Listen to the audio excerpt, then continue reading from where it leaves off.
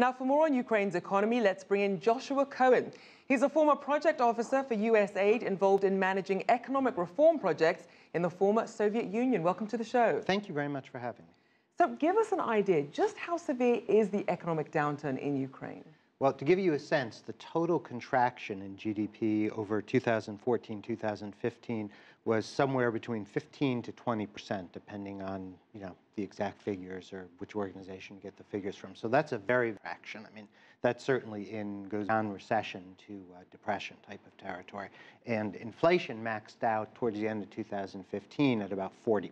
So there's no question Ukraine has gone through a tremendous amount of economic turbulence. And on top of the economic turbulence, you have issues with peace, you have energy strikes, politics, a decreasing population. So if you're trying to turn things around, where do you even start with the economy? Well, probably the single biggest thing that Ukraine could do to jumpstart its economy, there was actually Ukraine's leading investment bank actually did a survey of some major foreign investors and potential foreign investors. And interestingly enough, the biggest thing that they were concerned about by far was actually the level of corruption. And why is that?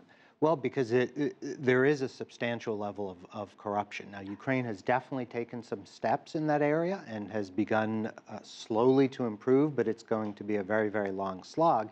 And if you're an investor, you're going to be hesitant about committing capital to a country if you're worried about how your company is going to be treated and how secure you can feel in terms of relying on your investment. And also speaking of security, but when we're talking about more so the impact of the violence, what impact is that having on Ukraine and even its trading partners? Well, certainly in terms of the violence itself, right, you've got the separatists and Russian troops who are actually in there, right? So Russia, it's actually mostly driven by, a lot of it is driven by Russia and their ability to kind of turn on and off the violence as they might want to kind of keep things on a slow boil. So Ukraine, it's actually dramatically affected their trade. It used to be that Russian trade was about 1/3. Now it's down to about 9%. So the trade with Russia has been substantially impacted. But on the other side, the relationship with the EU, because they signed a comprehensive free trade agreement, has actually begun growing, and it's now up to almost 40% of their trade with the EU. So in the long term, that's a very positive sign, because that's what Ukraine wants to do, is to turn their economy and gradually reorient it towards the West. And as you mentioned some of this reorienting, which are the countries and the regions that the Ukraine is really relying on, both in terms of aid and also investment, to actually grow the economy? Well, unfortunately, eastern Ukraine, certainly the Donbass area where the war is, and other parts of eastern Ukraine as well, have probably suffered most from the downturn in the trade with Russia, because there are a lot of industrial enterprises there, old Soviet industrial enterprises, and they relied very heavily on trade with Russia. The part of the economy that's actually booming now is the agricultural sector. And in fact, Ukraine's economy at the end of 2016 actually grew almost 5%, and it's driven very heavily by its agricultural exports, a lot of which do go to the EU or into world markets. So Ukraine is already an agricultural powerhouse, and it's got a lot of potential there in the future. Now, against this backdrop of these on-again, off-again ceasefires, what does all this mean then for the country's outlook, perhaps beyond 2017?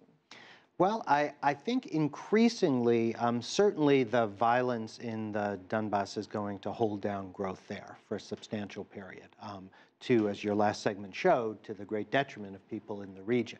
Longer term, though, I think Ukraine has actually done a lot on economic and financial reform, probably not as much as it even should get credit for. Not that it's been perfect, but they've definitely cut the deficit. Inflation has dropped from about 40% to about 10%. The economy is projected to grow about 3% this year and 4% in 2018. So in the medium to long term, the effect of the war is there, but remember, it's only a small percentage of Ukraine's economy at this point, and you've got other sectors like agriculture. Ukraine is also an IT powerhouse.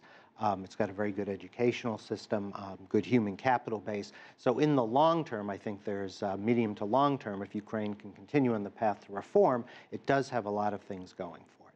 Certainly hopeful to see a light there at the end of the tunnel. Thank you so much for joining us. Joshua Cohen, former project officer for USAID, involved in managing economic reform projects in the former Soviet Union. Thank you for having me.